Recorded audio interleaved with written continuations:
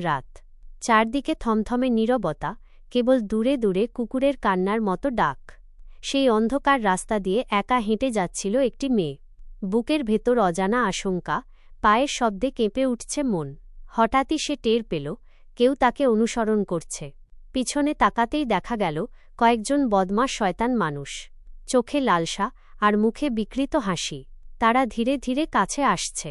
মেয়েটির বুক ধড়ফড় করে উঠল।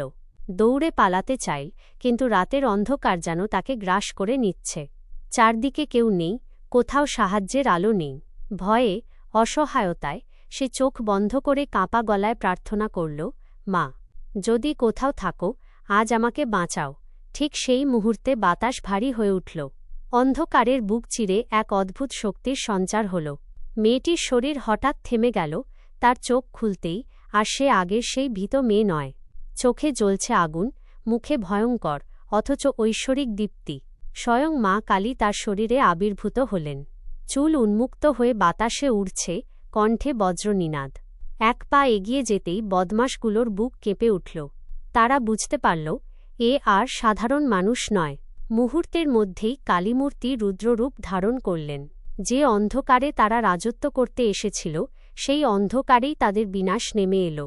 চিৎকার, আতঙ্ক আর তারপর নিস্তব্ধতা। সব শেষ হলে ধীরে ধীরে সেই ঐশ্বরিক শক্তি মিলিয়ে গেল। মেয়েটি অচেতন হয়ে মাটিতে লুটিয়ে পড়ল। কিছুক্ষণ পর তার জ্ঞান ফিরল। চারদিকে তাকিয়ে দেখল, সব শান্ত, যেন কিছুই ঘটেনি।